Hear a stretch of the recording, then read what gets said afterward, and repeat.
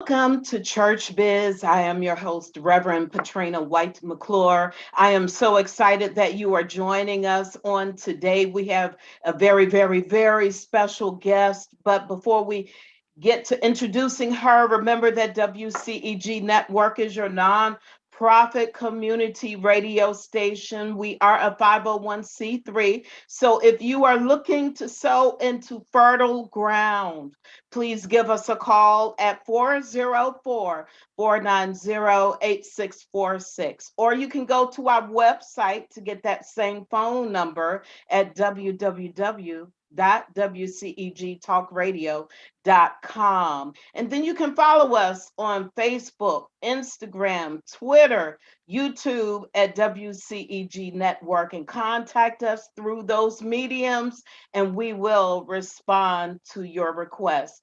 And on today, we have a very special guest, near and dear to my heart. God has blessed me with 10 beautiful nieces, and I have one of them here today, and her name is Gabby Maddox, Realtor Gabby Maddox of GM Realties. Hi, Gabby. Welcome to Church Biz. Hey, Auntie, thank you for having me. How are you?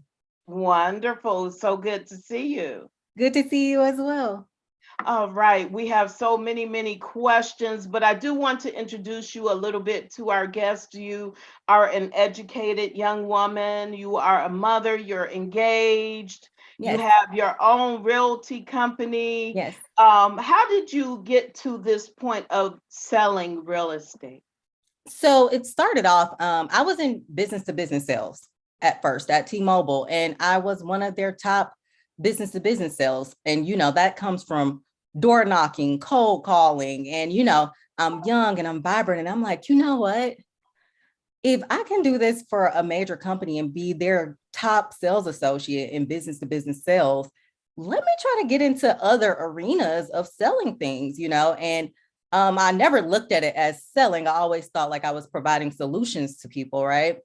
And one day I was like, I'm going to try real estate school. And one of my coworkers was like, okay, I'll go with you. And I was like, okay. So I would work managing, my team. And then right when I got off, I would go to real estate school from 6 to 9 o'clock. And at the time I was 21 years old. So I was literally working from sun up to sundown.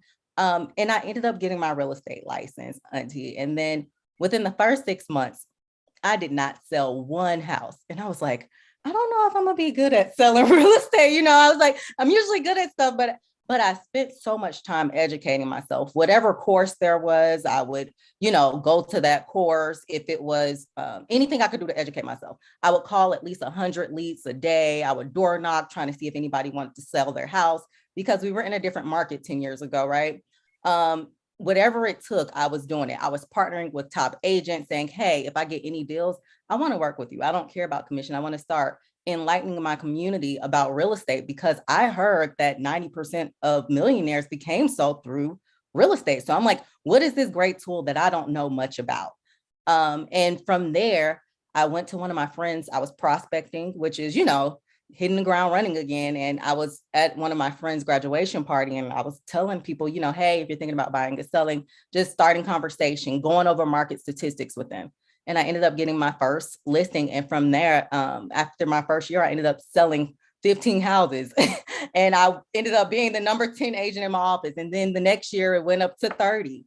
Then the next year it went up to 45 till now. I'm in almost year 10 of real estate and I sold over $25 million in over 65 houses.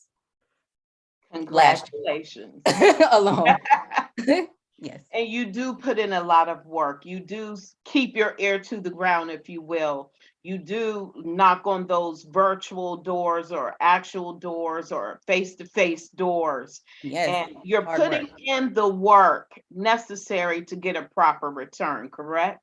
Absolutely. Definitely putting in the work. And now I am 100% referral based because I made sure, I took care of people the best way I could. And I educate people the best way I can. So now it's a lot easier for me. But when I started out, I had to work because I was almost even at a disadvantage because I didn't know as much about, real estate as other people did, So I really had to educate myself and put in the work. Awesome. So learning is ongoing, Yes. but a few things I noticed about you, which I think helps to propel you to where you are or have helped you. But one thing you definitely still do, you never forget about God. You're always Absolutely. sharing your faith with others. You never forget to thank anyone. You always say thank you. Yes. Family is important. You Yes. invest in others as Yes. well as their dreams. And then one thing I noticed about you since you were a teenager, you always treat others right, even when you know that they are treating you wrong. And then you do it with a smile. You don't look like what you're going through. Absolutely. Yes. Absolutely. It was something I had to mature in, in business to business sales, especially being a young African-American woman. I didn't look like the typical, B2B salesperson who would be sitting getting large contracts of over 150 people. And so I had to learn to let stuff go. And, hey, if I'm being of service to you, I just want to make sure I'm of service to you. Sometimes you're going to get no's, but for every no, you're going to get some yeses, and you're going to be able to sow and reap. And I tell people all the time, it's at a point now where it doesn't even matter about the money when it comes to real estate for me. It's about the joy I see when people just got married. Like I just had a couple, they just recently were married and they were able to buy their dream home. It's the feeling at the closing table when they're crying tears of joy, because I've connected them through whatever vessel it is. For me, it's houses, but regardless of what it is, that first time home buyer who never thought they could own a house and their parents were like, you got to rent because you can't do this. And seeing them say, Gabby, I can't believe, I was able to do this. That's where my joy comes from now. All right. Thank Yeah. you for that. One of the things, the hottest question going is what is driving up the rental rates in Atlanta? So Can you? let's definitely talk about that. So I am going to share my screen. Is that okay? Yes. Okay. All right. Smaller. All right. Can you guys see it? Yes, ma'am. So what is driving up the rental rates right now is supply and demand pretty much. Okay. So let's first talk about the regular market. So right now in a normal market when it's level, we have 6 months worth of supply of homes in Atlanta. So basically what that means is if no one else was to put their home up for sale, we would have 6 months worth of houses. That means we have heavy inventory before we run out of homes, right? In our current market, we only have 1 month worth of houses to last us. 1 month. So basically in 30 days, if nobody else puts their home up for sale, we will not have any homes in Atlanta. And it gets lower and lower. So when people ask what's driving up rental rates, it's because the housing prices of the selling price is going higher. So it's a direct correlation between the sales price of a home and the rental rate of a home. So now the landlords are paying more for the house and they're able to charge the tenants more. Reason being is people are flocking to Atlanta and they have not stopped flocking to Atlanta. Atlanta is also, if I can get into this question a little early, Atlanta is also prime for iBuyers. And Penny had asked me a little bit about what exactly are iBuyers. iBuyers are the Open Doors, Progress Residential, First Key. They are companies that basically send you letters in the mail saying, hey, we'll give you cash for your house. If you're in a neighborhood without rental restrictions, Atlanta has become the #1 cash cow for hedge funds and iBuyers because although our prices are going up compared to major US cities with great jobs, we are still very inexpensive. So iBuyers can literally buy up 50 homes in South Fulton and rent them out at whatever they want to. So what's happening is we're not only dealing with an influx of iBuyers, now the iBuyers, whereas cash buyers used to put in, low offers and stuff like that, they're putting in strong offers and beating out financing offers. And if I can keep going on that, because Penny had this conversation as well, what that is doing is driving first-time home buyers out. And it's creating a very, very unfortunate situation because if my auntie comes to me and says, Gabby, I found the house of my dreams, I have to sell my house today. and I need the cash from this house in 2 weeks, right? I have to find an offer that's going to be guaranteed funds. Okay. Which means it has to be a cash deal almost. And people are like, well, financing is guaranteed. No, because in the middle of financing, somebody could lose their job. Somebody could have to use their down payment money for something else.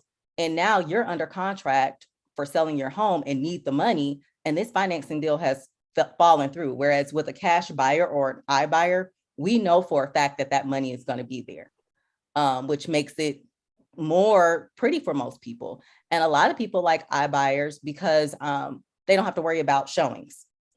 So they don't have to worry about people coming in and out of their houses. And sometimes iBuyers will, the best ways to sell your home is always putting it on the market. Market exposure is always what's best because we're advertising it to Lord knows how many people on the internet.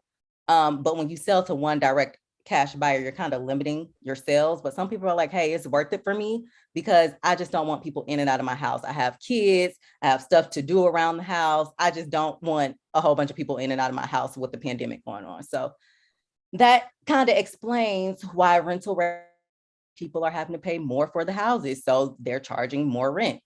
It's no houses for sale. It's not a lot of rental properties for sale. Got you. And then when you say cash buyer, that's like the person to person sellers, or sometimes they're hedge funds. So sometimes it's a group of people who create an LLC and they're all putting their money together. So it could be person to person, but it also could be my auntie and I starting, a hedge fund and getting all of our friends together and put cash in. And we're like, hey, we got enough cash to buy up 5 houses now and rent them out. Amazing. So we can still partake if we do certain things like that, if you will. Yep, absolutely. Okay. All right. So how basically another word of it for it would be an investor. Okay. Absolutely. So things that also help to make this market viable when you have an influx of people in the movie industry, you got on the coast, they're trying to build a space center. You got a battery agency coming here to make batteries, so on and so forth. So those are the things that help to build that investor base, because I did hear how there are more investors than there are actual livers in Atlanta. Is that correct? Absolutely. People are shocked to know that, but especially in South Fulton, it is happening at large rates because, we give so many tax breaks to the movie industry here. And so you have a lot of people coming here, renting. You just have a lot of people just moving here. And so the cash investors are like, oh, Atlanta is still kind of inexpensive. To us now, we're like, oh my gosh, this is not what we're used to as far as pricing. But for investors who are used to investing in California and Florida and New York, they're coming to Atlanta like, oh, you can actually get a house for under 400,000. They're in shock. So, but we're like, oh, like prices were just 250 last year. Now they're up to 400. I hear you. Wow. So that's a tip for some people. All right. But the average person who is considering selling, well, one thing we want them to know, they need to have somewhere to go first before they sell. Okay. Because some people are looking at the dollar value, but then before somebody even tells me, they're like, Gabby, I want to sell my house. I'm like, the next question is, where are you going? Because if you have nowhere to go, we have to go ahead and get your next house under contract because your house is going to sell in Atlanta right now because it's no inventory. We literally have a law of supply and demand, right? If it's no home inventory, then the prices are going to go up. I have clients who are in new construction neighborhoods, and I was driving through one with my grandma, and she was like, they're building a whole bunch of houses. See. I said, Grandma, you see that's dirt, right? Do you see that under contract sign on that dirt? I'm like, just as quick as they're building them, the dirt is under contract. And you also have where a lot of builders, because the price of material has gone up significantly, and material, they're on back order, like appliances right now are a huge thing that is on back order. A lot of builders are like, hey, we're not going to write a contract on this house until it's 30 days from being complete, because what we're predicting this house, the cost to build has gone up. So we don't want to lose money selling you a house 6 months prior while you're watching it being built. We're going to actually select the options to the best of our ability, and 30 days before the house is complete, then we'll put it on the market. Got you. All right. So what are some things that people can do if they're looking to sell to increase their property value? So here's the thing. It's only a few things that I tell my clients to do. So we always will price to sell, right? And it depends on the market. In this current market, curb appeal is still important, is what we found. But a good deep cleaning, I mean, if it's a house, people are just like, we don't care. If it's any house priced under 400,000 in Atlanta right now, you will tend to see probably about 40 cars lined up as soon as it's listed outside. So I don't care if it's, looks like it's falling apart. My last client, she was like, Gabby, I have a dog. He kind of chewed up a few pieces of my carpet. I have a kid. He wrote something on the wall. She was like, I'm gonna have to hire a painter. I'm gonna have to do this. And she was like, I was like, no, you don't. Let's just get a deep cleaning done on the house. Remove everything from your countertops. We'll get professional pictures done. We put her house up on the market and she ended up selling $30,000 more than the last one that sold 2 months ago that was completely updated. And I keep telling people the reason being is supply and demand. Simply, if it's no homes, people are going to have to pay more. So she ended up selling cash, $30,000 more. So it's just the market. Awesome. Then we have those who are possibly considering building up their homes, like adding rooms, and some have even torn down the older houses and rebuilt and put a new one on there. Yes. Are those recommendations that you also give to people? I do, but like I said, it just depends on what you plan on doing in this current market. You want to be careful of overspending because, and I'm all about making sure you're doing what the market does. If we were in a balanced market, let's say we had 6 months worth of homes before we ran out. Yes, I'm going to tell you, you need to get your carpet replaced. You need to get your walls painted because that means you're probably having neighbors who are your competition. But what the current market says is you don't have much competition.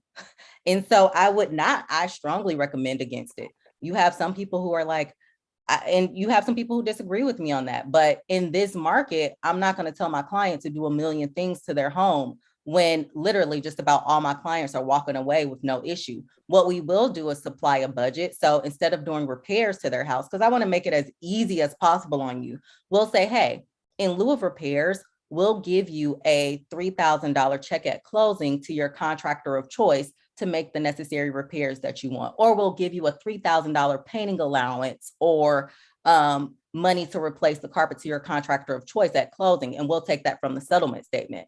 Because again, what if you do all these repairs and then the deal falls through? Or what if Auntie Mimi replaces her carpet and they don't like the carpet you selected? So we're putting the ball back in their court to be able to, do what they want to do. Got you. All right, we do have a question that has come in. Is house flipping still a good market for an investor? It just depends on where you're buying and where you're flipping. So the prices of even like a dilapidated house in Atlanta probably will run you about, in the city of Atlanta will probably run you about 300. I tell people I purchased my 2-bedroom condo on the Beltline 2 years ago for $390, and it's a brand new construction neighborhood. They just sold the last one, which was dirt, still 2 bedrooms for $700,000 in my same neighborhood. The law of real estate basically says my condo is worth $700,000 now. And so in the city, I'll tell people, unless you are a very experienced investor, I would be very careful flipping because you're going to have very tight profit margins. Also, if you're trying to become an investor, oh, no, we don't. Also, if you're trying to become an investor, you need to have some cash on hand. So hard money loans, anything like that, because keep in mind what I said, you're competing against experienced investors who have full cash to flip this house and place an offer on the property. You want to get that before you flip it, you want to get, the house as cheap as possible. So you need cash. So for those who are interested in becoming investors, you need an experienced real estate or realtor on their team. Absolutely. Absolutely. And a lot of times, and if you want to become an investor like rental property, I own rental property as well. I tell people when it comes to rental property, check into your house, your current home. Maybe it's better for you to rent out your current home. I had a client call me yesterday and she was like, "Hey, Gabby, I want to buy a rental property." I said, and I'm like, "Okay, how much do you have saved up?" She had a great bit saved up. Right now, interest rates have gone up to almost 4%, right? She has a 2.75 interest rate and her house is almost paid for. Her profit margins would be better on that house and her buying herself something that she really loves versus selling. And, sometimes you get realtors who are like, "No, sell," because they know they'll make commission off of you selling. But really, sometimes it's better to hold on to your property, turn that into a rental, and then go get you what you want if you have money saved up for your next house.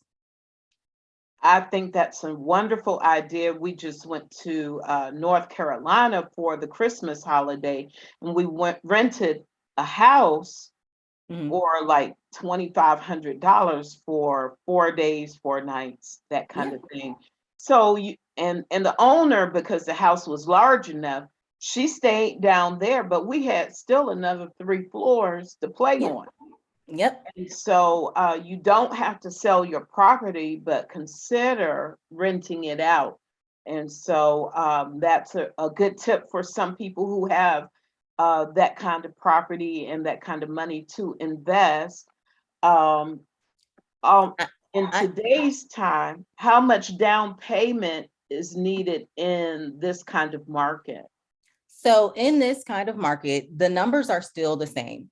Typically for your first home, you're going to put down 3% or 3.5%. It depends on if you go FHA or conventional, right? But if you're buying your second home and it's for you to live in, so let's say you choose to rent out your current home and you are like, "Okay, I'm going to rent this out. I've made up my mind." And you want to purchase a second home, you only have to put down 5%. That's all. A lot of people think it's 20% and they get that confused. It's 20% if you purchase another home with the intent of investing. Okay. But if you purchase another home with the intent of living there and you're renting out this current home, as long as you can provide them with the upcoming lease, you only have to put down 5% on your next home. Okay, so that's a part of that real estate language that people need to acclimate themselves to, because they can Mhm. end up in trouble because they Yes. don't understand it. Yes, yes. Or you can end up waiting too long because you think you need to put down 20% and you don't, because some people are waiting to save up. It used to be a rule where people would say, and somebody told me this when I was 18. So I was like, I would never have that kind of money, limited beliefs. We got to be careful of that. But they were Right. like, wait until you can afford to put down 20% to buy your first house. And I just think if I would have listened to them, I would have lost money because if you put down 20%, you avoid PMI, which is mortgage insurance, right? Okay. So that's basically the bank's way of protecting the mortgage loan because they're like, we need to make sure that if you go into foreclosure or anything, we have this loan covered. So it's mortgage insurance for the bank. But houses have gone up way more than 20%. So it's better to go ahead and buy something and have it than to wait, and put down your 3% that you do have. Just become a homeowner, own something, own some type of property. And once you can reach up to that 20%, great for you. But everybody doesn't just have that kind of money, sitting around. So if you can afford to put down 3%, do that. Awesome. That's encouraging. Yeah. Mm-hmm. Okay. Out of curiosity, do you give classes to first-time homeowners or buyers so that they can know what to do? Absolutely. On my website, I actually have where people can, hold on one second. Oh, well, I'll wait to share. But on my website, I have where people can actually, I'm going to share it. Hold on one second. And this will have all of your contact information as well. Absolutely. Let me make it back small again. I think I put it on here already, actually. So on my website, you can actually schedule a consult with me directly, and it's free, and we can talk about what it will look like for you to purchase. I use 3 rules of thumbs to purchase, and this is not for self-employed people like me, but typically at least a 620 or higher credit score, at least 2 years worth of returns filed. And in this current market, everybody's like, I want to use first time home buyers programs. I tell people in this current market, you're going to need at least $8,000 saved up. And that can come as a gift in your 401k, savings, checking account, from a parent, from a friend. But in this current market, you have to almost have some skin in the game to be able to compete, because it's just not enough inventory. And we're supposed to disclose when you have, when you need to use first time home buyer incentive programs. And a lot of times that's unattractive if you're competing against 30 other offers. People are like, well, I don't want to, and I don't want to use somebody who needs down payment assistance. So you just have to be careful of that. Interesting. So we have to be able to weigh all of our odds. Mm-hmm. And you said 2 years worth of returns. So you're talking about we have to have a plan when we go see you and make an appointment. Yep. And most realtors will not work with you unless you're pre-approved, because why are we just going to look at houses? I need to make sure that we can purchase this house that we're going to look at. We don't, if somebody's experienced, they're not just doing it for fun. We want to make sure that you can actually purchase, because what if you fall in love with this house and you can get something even better? Or what if you fall in love with this house and you don't qualify? We need to be able to write that offer. That law of real estate right now says that house will be gone in 2 days. Wow. And we have to be able, when we type up an offer, we have to be able to provide a pre-approval letter to the other agent saying my client qualifies to buy this house. Otherwise, if we don't, and you haven't been pre-approved, we're basically saying my 3-year-old can go buy a house if I'm just typing up offers, and I could put his name on the offer and send it to my auntie and say, hey, he wants to buy your house. And you're like, where's the proof that he can buy it? So that's why we want to make sure that you're pre-approved before you go out and look. In essence, time is money. Time is of the essence. That's our phrase in real estate. Of the essence. Right. We don't have anything to waste, any time, any resources. And on that note, I do want you to have like a word of encouragement for entrepreneurs, whether it's real estate they want to get into, regardless as to what their passion is. What are some of the current disciplines or themes you've noticed in other people who are also walking in their calling? So inspiration, I would say, is never stop dreaming and put God first. Putting God first. The reason I joined my first brokerage that I had joined is I had been in corporate America a long time, and saying God in corporate America, you really can't, they tie your hands a lot of times. And I remember Gary Keller getting up and mentioning God, and I was like, oh my God, like, did the CEO just say God? It shocked me, because I had never heard a CEO in years be able to talk about religion in the workplace, and we're independent contractors in real estate. So we're not, if we don't work or sell a house, we don't get paid. And I remember him talking about it, and he was like, the average real estate agent will sell 4 houses a year and make less than $20,000 doing it. And I look around the room and nobody really looks like me. Nobody is definitely 21, and I'm like, how am I going to make this happen? And I remember those first 6 months sitting in training classes every single day after I got off my other job. And I'm like, God, how am I going to do this? I want to be able to succeed in this. And I was like, if somebody just gives me the chance, I'm going to get around the top real estate agents and learn from them. And it happened. And next thing I know, I was the #1 agent in the #1 brokerage in Georgia. And it was unheard of. People were literally like, what? This young girl is the #1 agent.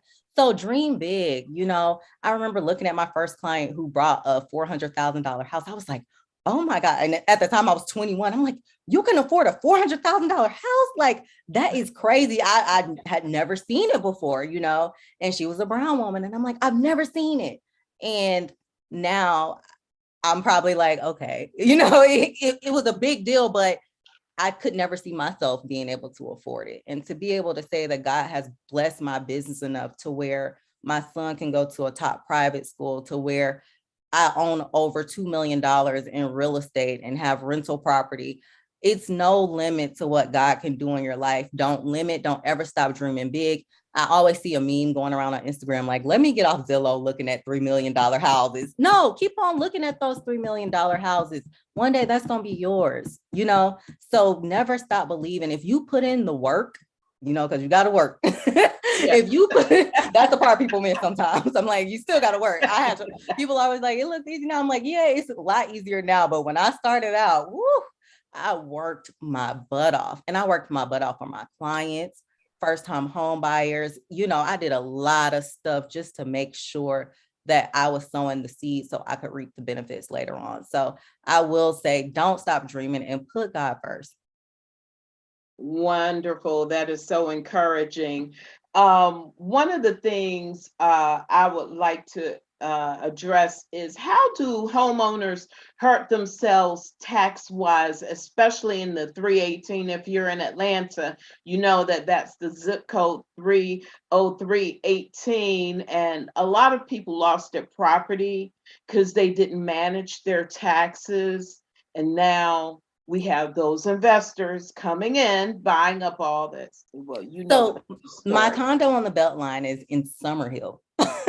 And every time my dad comes, our family from Atlanta, he's always like in shock of how he's like, this is nothing like the Summerhill I know, because I live in a walkable, we have like Pond City Market over there. We have the Beacon, the Beltline right there. So you can just walk out of the condo and go to different restaurants and stuff like that. It looks completely different.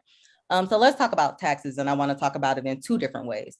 We're going to talk, am I good on time, Auntie? Oh, yes. I want to talk about the property taxes and why people were losing their homes, because I do see a disadvantage for us with, everything that's happening. I'm trying to be careful of the words I use. And I want to talk about filing taxes as a self-employed person or regular just employee, because self-employed usually has the toughest issues. And I'm a self-employed person myself when it comes to filing taxes. So what happened with people and their properties in the city and them losing it? Well, primarily was because the housing market has grown exponentially, right? Yes. Prices, your property taxes are based off of your property value. So you have somebody who's on fixed income who had this property on the Beltline, and they're elderly or something like that, and they got this house for $40,000, right? Right. And to most people, they're like, oh, that's nothing. Their property taxes are probably, $50 to $100 a month. Now, all of a sudden, somebody's building a $1 million house right next to them in Summerhill. I live over there. I see it, And so now their $40,000 property, $40,000 law of real estate, your house is worth pretty much, what the houses in the area are selling for, right? So her house, obviously, when they do an appraisal, is not going to be worth the same as the $1 million house, because it doesn't look like that. But it's not worth $40,000 anymore either. It's more like $200,000 or $300,000. So over the course of the 5 years, once the Beltline came, the Beltline was mirrored off of Chelsea, New York. They had a green railroad line, and they turned it into parks, a series of parks and buildings. So now this property is worth way more, which means her property taxes are way more now, correct? Yes. So her property taxes are no longer $50 to $100. Her property taxes have now gone up, and she's on fixed income, reminder. Her property taxes have now gone up to $200 to $300 a month, more than what she makes. She doesn't know to like reach out to other people. All she knows is, I got to figure out how to pay my mortgage. Then she starts getting behind, and she doesn't pay her mortgage anymore. A lot of times we perish for the lack of knowledge, right? Yeah. I can tell you how many times I've seen, before the market was where it is now, people lose their homes. And if they would have called a real estate agent, they would have not lost their homes.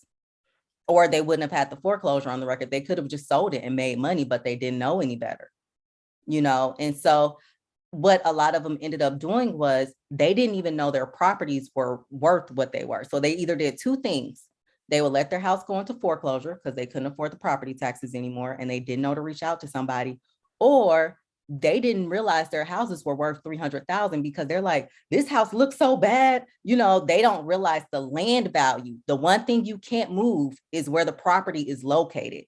In the city of Atlanta, the property values are skyrocketing no matter where you are in city limits. They have skyrocketed. So they're thinking, well, my house might be worth 100,000. So then this cash investor who knows this land is worth 300,000, he starts coming to her house, giving her gifts, saying, hey, Miss Mimi, I have met you. You're my friend. Sell me this house for 100,000. And she's like, oh my God, you want to pay that for this?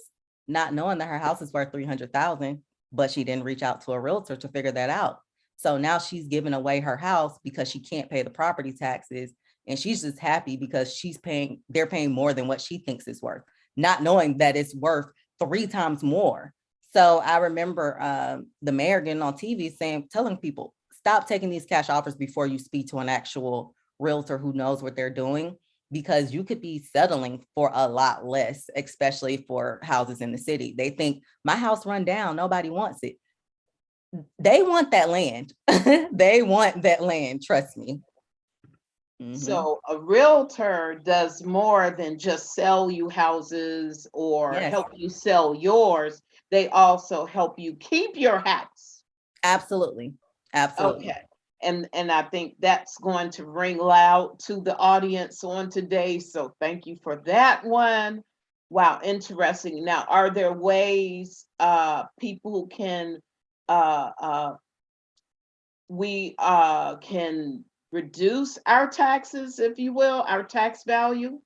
Yes, so you can do homestead exemption, but right now, a lot of the parts of Atlanta have actually been frozen. Their tax bills have been frozen for a little while until they can figure out. The city really hasn't been able to figure out quite yet what to do about this tax problem, because the properties are just going up so high. So I think they're still trying to figure out what to do in order to be able to fix it, because they're like, we just don't really know in this current market what to do to fix it, to where we can make sure some original homeowners maintain their properties.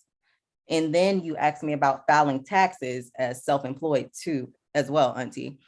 If you are self-employed, Lord knows, most of the money I spend is really on my business. But if you plan on buying a home, be very careful of how much you write off, because they're going to take, and sometimes they can add back in depreciating assets, but they're going to take your net income when purchasing a home. So where a lot of self-employed people get in trouble is they end up writing off everything. And then they're like, Gabby, I'm ready to buy a house.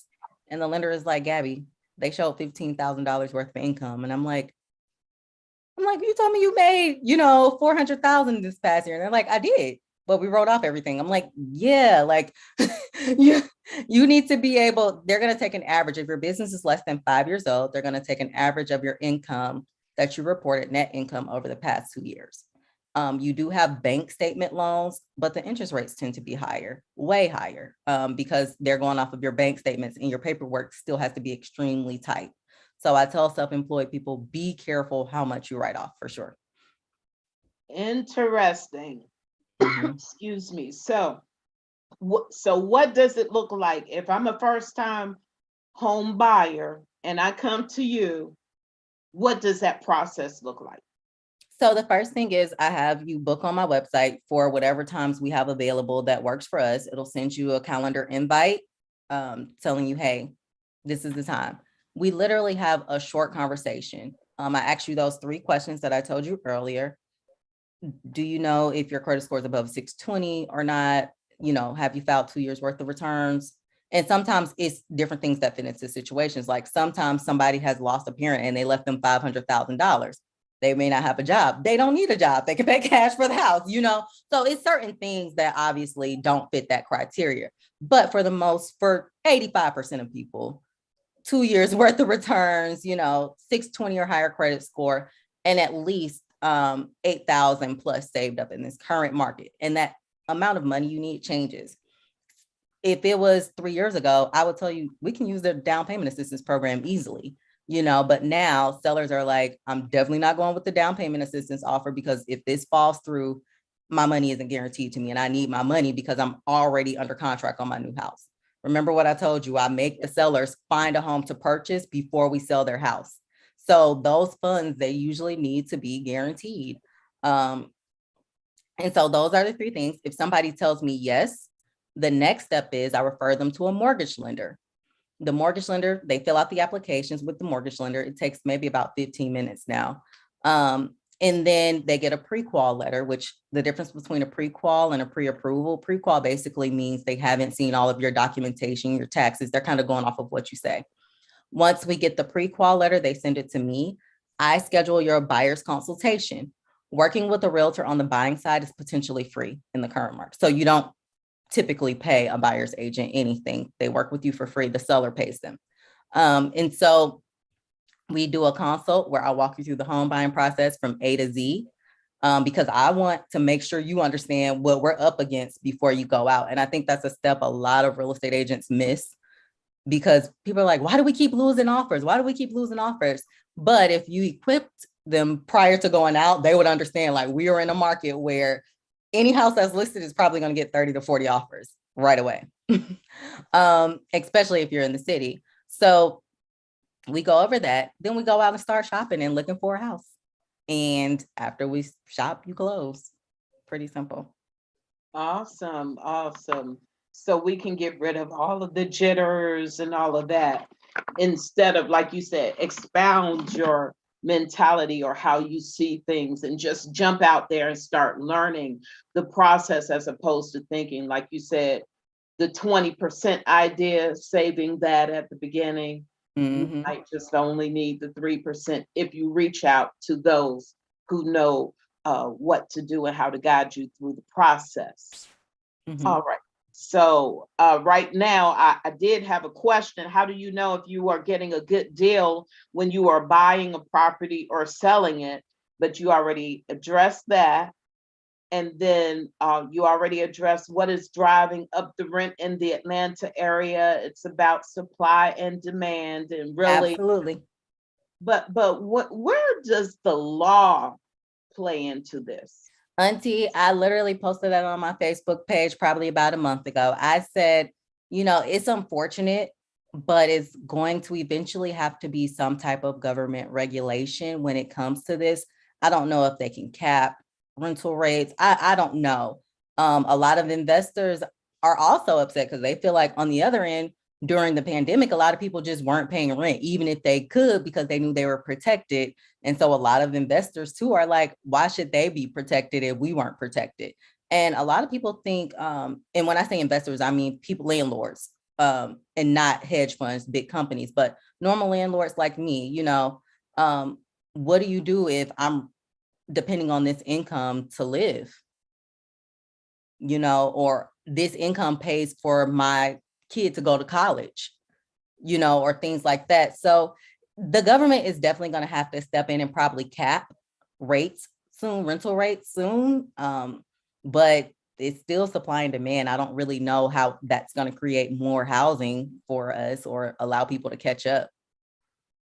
Awesome, because the land itself doesn't grow or diminish. It's the properties on top of the land. And Absolutely. Absolutely. Land is the one thing you cannot move, So, I mean, look at Marietta Street. Like yes, everything is just skyrocketing and it's a building everywhere.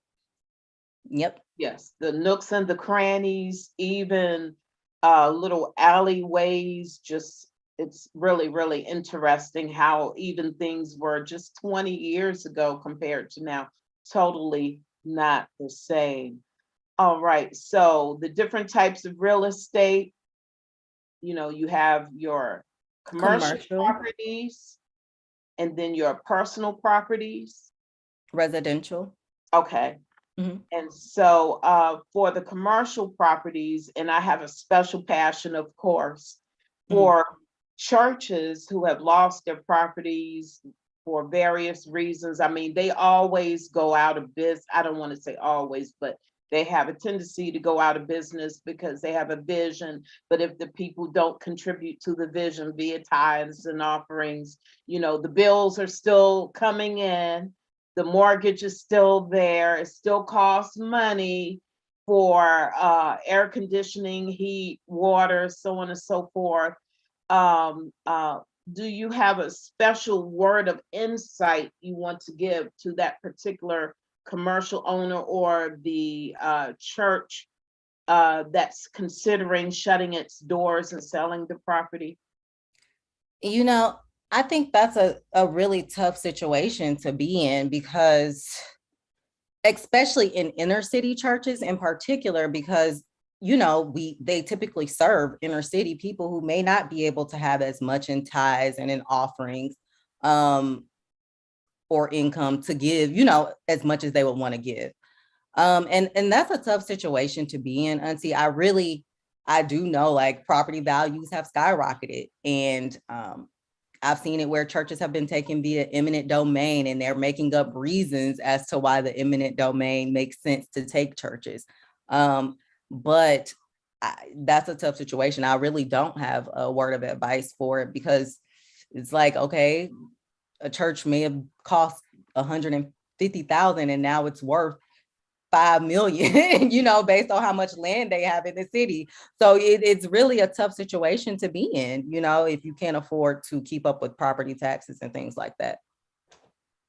So in other words, don't judge, especially if you see a building that once was a church become a business. I've seen it. I've seen it a lot. And I hate to tell people don't judge, but I've seen it. Yeah. Property value in the city is crazy high. It's crazy high. Yes, it is. All right. So what can the average worker do, let's say on minimum wage, which is almost nothing, it sounds like, based on this current market? We have people who want to rent and live in a decent area, but now they can't afford to live there. And then they end up having to go to less safer communities and all of that. Yeah. So let me tell you, I see it. It hurts my heart. So, I graduated from Mays High School in the city, and going from Mays High School to being the #1 agent in the top brokerage, I realized the disconnect the public has with the wealth and inequality gap in Atlanta, and how broad it is, right? People just think like, oh, people are poor, they're lazy. And that's just not the case. Some people literally, because we're raising rental rates, or they're trying to work 2 or 3 jobs to provide with minimum wage, people get up and put their pants and shoes on just like us every single day. You know what I mean? But they may not have the resources we have to make it out, of their situation. And so it really is a tough situation going on in Atlanta, and being a realtor makes it hard for me, because in my head, I get concerned about the renters. I'm like, oh my gosh, like, even out in the suburbs, even if it's, a house that's messed up, you can't find anything under like $1,300 now. That's a detached home, at least. And so if people are paying less than that, they definitely should be extremely happy. A lot of landlords, because of what happened during the pandemic, they don't want to deal with Section 8 anymore.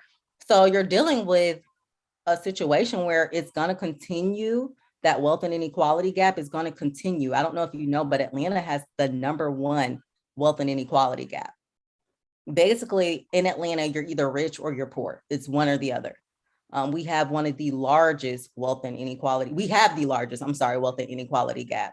And so I just think somebody's going to have to step in. I continuously educate and try to pour. This whole week I was on career days for different elementaries and high schools, middle schools, just trying to give kids hope, like, hey, you can do this. I was sitting in your seat, and I literally did it. Like, I didn't want to go to my mom and grandma for help on a down payment on a house. I worked my butt off, working multiple jobs. I paid off all my student loan debt, completely debt free. I'm like, you can do it. So it's really us trying to pour into the community as much as we can to get them out. But people are going to less desirable communities, unsafe communities. And then the issue is once they clean up the community, now the prices have gone up and they got to move somewhere else. So it continues to be an ongoing problem. My resolution, I'll throw this in, my resolution has been making mixed use communities such as like a Ponce City Market. What they did in Chelsea, New York, which the Beltline was mirrored off of, was they gave developers tax breaks, basically saying, hey, developer, you are building this and you're going to have to pay a lot of taxes for this condominium development that you're building, right? If you allot at least 15% of these units for low income, if for us to rent out, we're going to give you a break on your taxes. So now you're taking kids who may not have had a chance to grow up in this beautiful community with great schools, great produce, walkability, safe. You're taking them out and you're putting them and mixing them with kids who do have wealth so they can learn. And you're putting the parents in safer environments. They run it like a lottery pretty much. You do have to pass like criminal background checks and you can't have more than a certain amount of kids, I believe it is. But it makes the situation to where you're pulling kids and you're mixing the environments, because in Atlanta, it's more of a wealth and inequality gap issue than anything. So what if we mix people in, instead of making them pay all these taxes on Ponce City Market, let's set aside a place for, everybody to kind of live together. And it doesn't have to be the entire development, but at least 15%, because in lower income communities, it's proven that they typically don't have good produce. They don't have healthy food options. The schools tend to be better and crime tends to be higher. So let's get these babies out of this environment if possible. Awesome. So the word is exposure to different ways of living, thinking, doing. Absolutely. All right. And then ultimately that is to help develop the community or the population, the citizenship, if you will.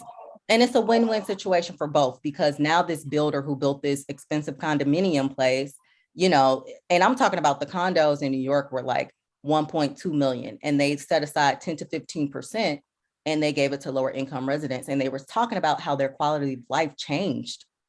Like they could walk to the grocery store, they could walk to work, they didn't have to drive into work, and their lives changed. Their kids were getting accepted into local private schools because people were interested into them for free, which changed their children's trajectory, right? Yeah. And so I think that's something huge that we can do, because builders want tax breaks and we want to make sure that, people are able to make it out of poverty. Yeah, yes. All right, Gabby, will you give everyone all of your social media? Because you're always on it, so everyone can see what you're doing. Yes. I am Gabby Maddox on Facebook. I am Gabby Maddox, GabbyMaddox on Instagram.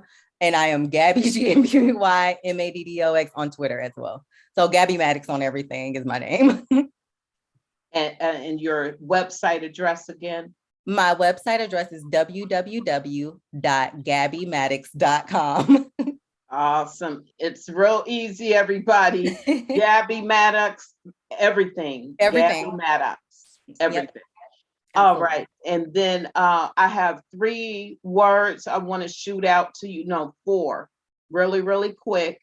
And tell me what you think when you hear these words. One of them is discipline. When I think of discipline, I think of me getting up every single morning, first thing in the morning, getting a quick workout in, making sure I get my baby to school and going into the office. When you're self-employed, you don't have a boss. So that's a good thing and a bad thing. So when it comes to discipline, I have to set a schedule for myself. Like, hey, between this time, I turn my phone off and I'm literally in my computer, making sure that all my clients are situated. Awesome. Time management, extremely important. Setting boundaries. And it's extremely important for family and for work life. After 7 p.m., my phone goes into the family focus mode on Apple to let people know, hey, I have silenced all notifications. I'm focusing on my family from 7 p.m. to 7 a.m. No business will be handled during those hours. And then anytime before then, I'm readily available, but I set appointments through my calendar. So that way I stay extremely organized, because I don't want to take calls on the fly and forget something somebody told me. Awesome. Awesome. Resources. Resources. I look at resources a lot differently now that I'm older. I'm thankful for having an extremely great mother who put me around. She may not have had it all, but she put me around some of the best entrepreneurs, whether it was my dentist, my hairstylist, my doctor. She had me around the best entrepreneurs who looked like me so I could think it was possible. So I look at resources differently nowadays. And not necessarily money. Not necessarily money. I think it's occupation and people who are living the dream that I want one day. Awesome. And relationships. Well, that kind of hit relationships, I guess. Relationships are important. That's how I became 100% referral, and where I don't have to prospect and door knock and cold call anymore. Literally, I don't spend any money marketing. None. I don't spend a single dollar. My business comes strictly from referrals, and I have taken on the max amount typically that I could take on because of that. So my relationships and taking care of people, they have always taken care of me. Awesome. Awesome. I do have to give Katrina Barnum Scott a shout out because Thank she's you. always She's amazing. She's amazing. She's one of my biggest cheerleaders for sure. Yes, she is. Yes, she is. As well as for my kids, she's supporting them as well in whatever they're doing. Well, really, everyone she knows, she's everyone's Yes. biggest cheerleader. And then what parting words, because we have 3 minutes left, what parting words would you have for our listeners on today?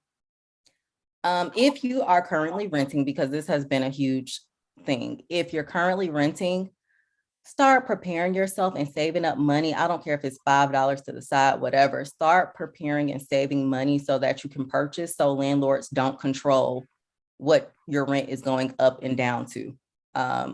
And they're not going down anytime soon, no matter what. So start saving so that way you have more control. Obviously, property taxes play a role, but that was really unique when the Beltline hit where they went up that much. But start saving to buy so nobody can control what your rent goes up to.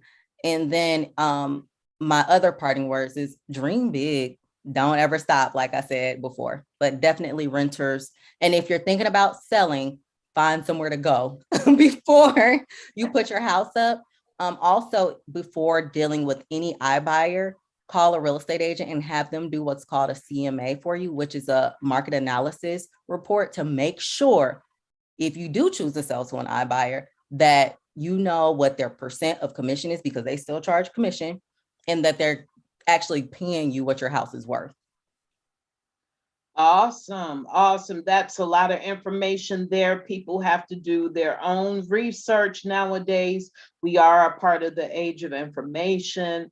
And then we have to remember that when Jesus said, I have come so that you could have life and that more abundantly, he's given us all the resources, the tool, the information, the network available to pursue our goals and our dreams. And so everything you want, like Gabby said, dream big, but you got to work hard for it. Nothing is given to you. You got to hustle, everybody. You got to put forth the necessary effort in order to get the expected return. And so I want to thank you again for joining us on Church Biz today, again, with my beautiful, beautiful niece, Gabby Maddox, one of all of our nieces and nephews. We're so proud of. And Gabby, keep on doing what you do. Continue to keep your faith in the Lord. But again, everybody, be encouraged in the Lord. Get into the Word of God. Oh, and I forgot to ask this one quick question, Gabby, your favorite Bible scripture. Let your light so shine before men. That would be my first, because I would be so ashamed when I was younger, because I had started getting blessed, before a lot of my friends. So I would dim my light when I got around people and I wouldn't tell them about my success. But I've gotten to the point where I want people to see God's work in me. I want people to see God. So I'm going to let my light shine.